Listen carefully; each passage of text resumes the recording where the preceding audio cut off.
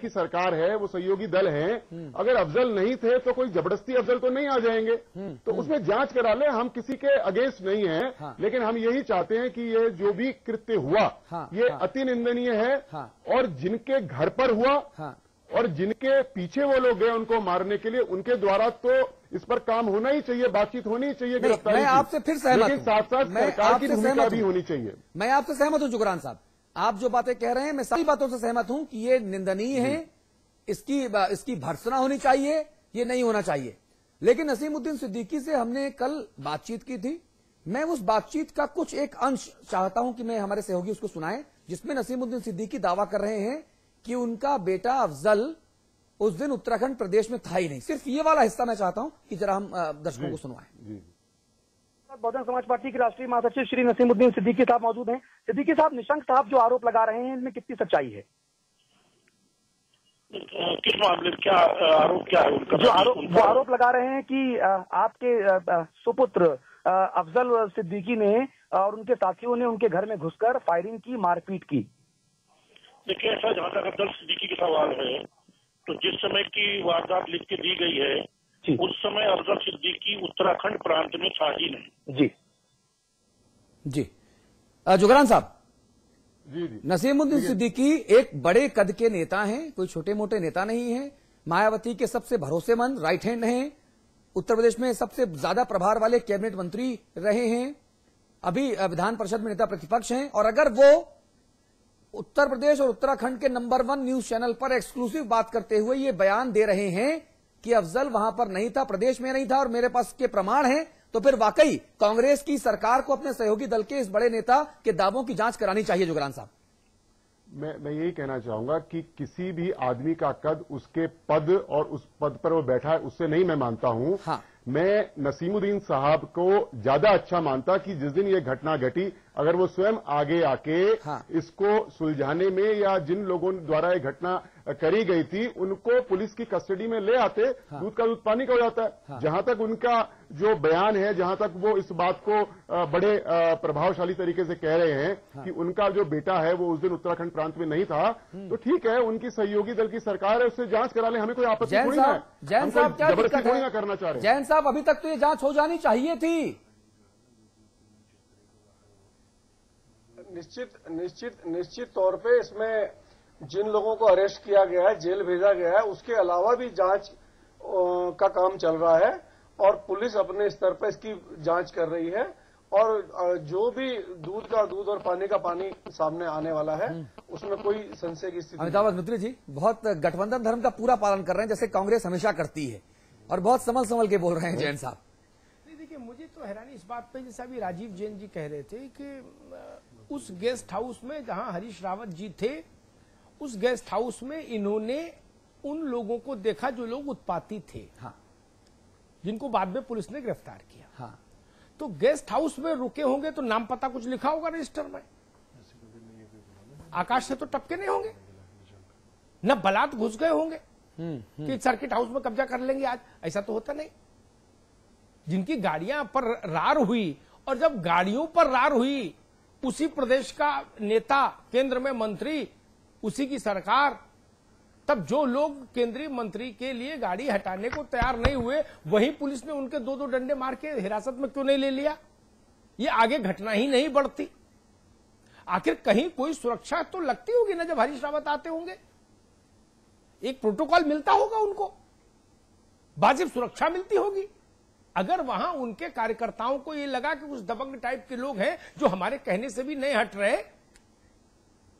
तो वही कार्रवाई हो जानी चाहिए थी तत्काल। ऐसे लोगों को फिर छोड़ा क्यों कि चलो थोड़ा मंत्री जी थोड़ा आगे से बैठ जाएंगे, गाड़ी आगे लगा लो। दूसरी बात, ये रार जो पब्लिक प्लेटफॉर्म पर आई, इसमें सबसे प्रामाणिक बात कौन कह सकती था? शासन, पुलिस। नसीमुद्दीन सिद्दीकी को या रमेश चंद्र पोखरियाल निशंक को बोलने की जरूरत ही नहीं, बोलना तो पुलिस को चाहिए था। पुलिस बताती ना कौन है कौन नहीं है। पुलिस मौन, नेता वाचाल। ये क्यों? ये मामला तो अपराध का है, ये कोई राजनीतिक मामला तो है नहीं कि इसमें प्रेस कॉन्फ्रेंस नेता लोग करेंगे।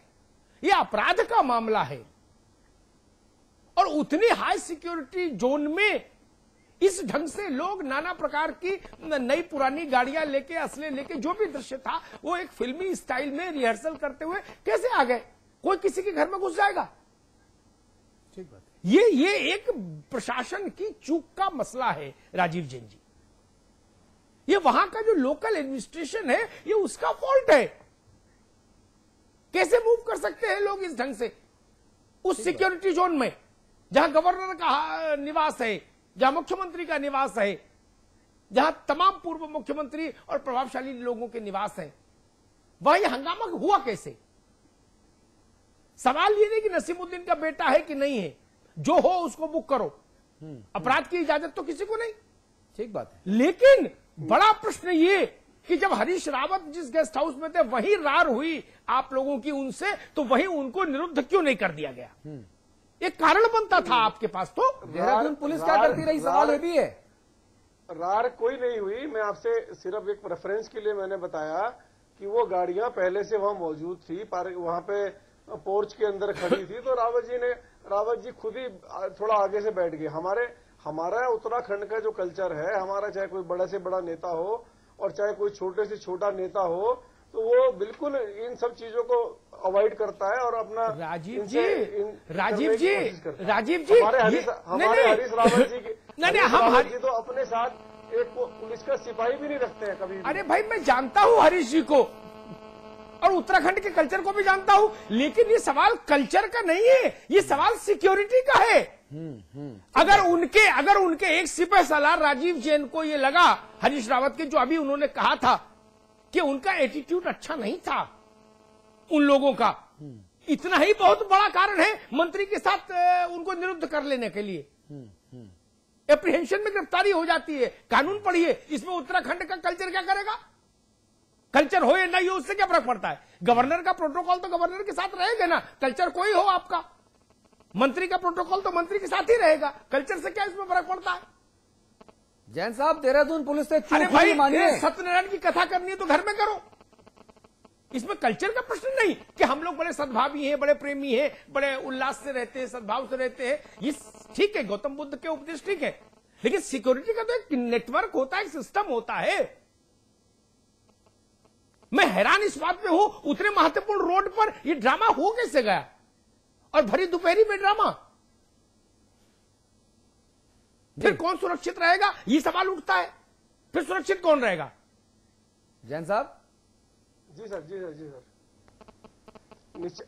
आप इसमें रिएक्शन होने में पुलिस की तरफ से, प्रशासन की ओर से कोई चूक और कोई देर नहीं हुई। तुरंत उनको डिटेन किया गया, तुरंत उनको जेल भेजा गया।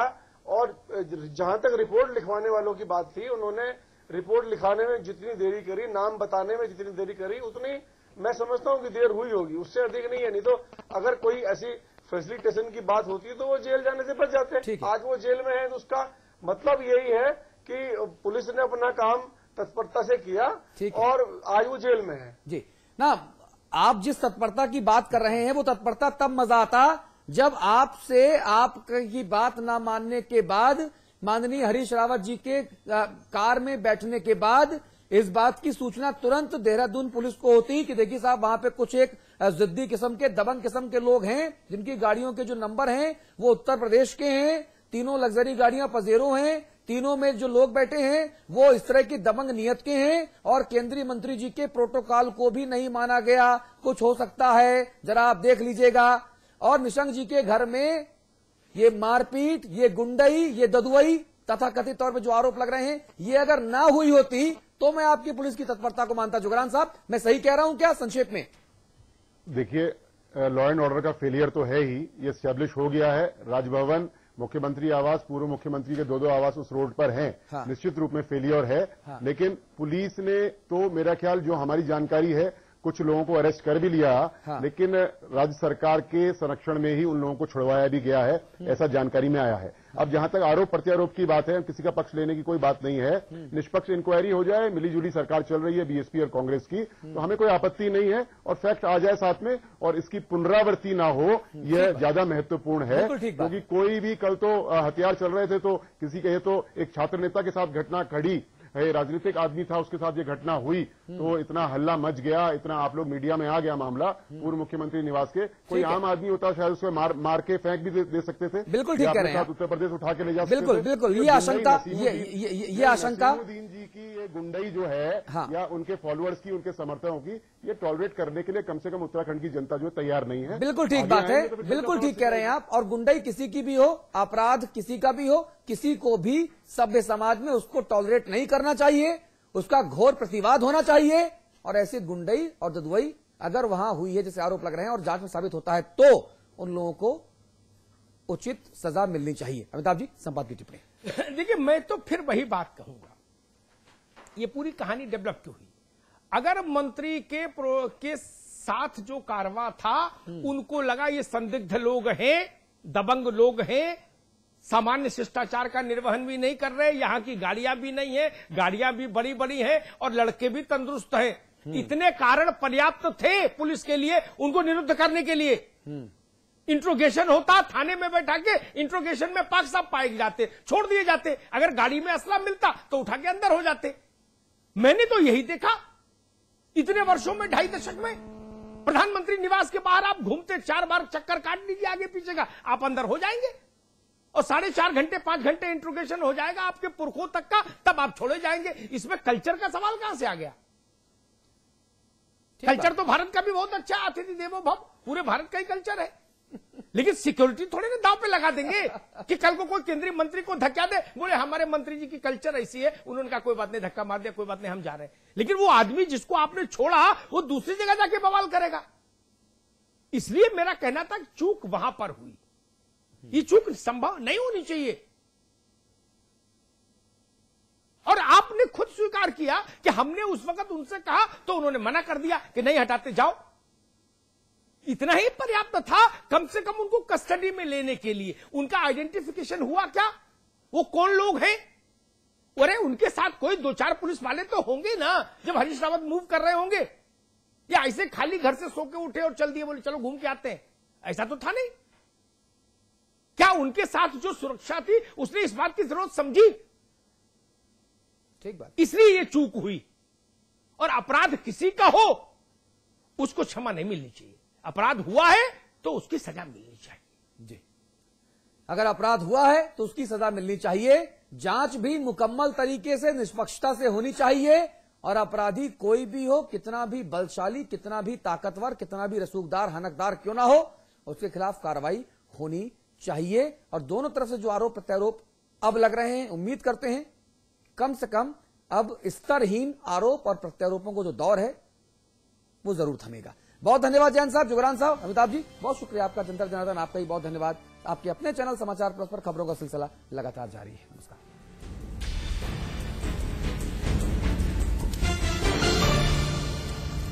भूमि ग्रुप पेश करते हैं Vrinda elegance, an integrated colony at Vrindavan. भगवान श्री कृष्ण की क्रीड़ा स्थली वृंदावन में बसने का सुनहरा मौका। एहसास कीजिए ब्रजवासी होने का।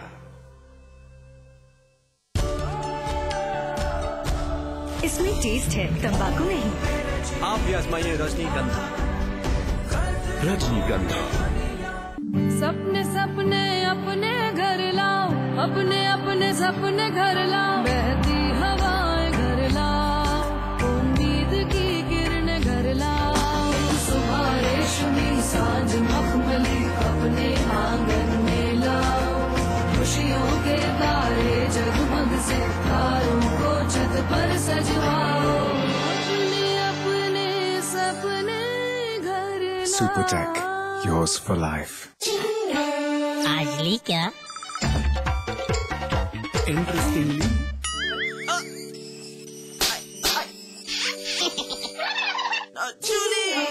Refreshing mini gums. आज ली क्या?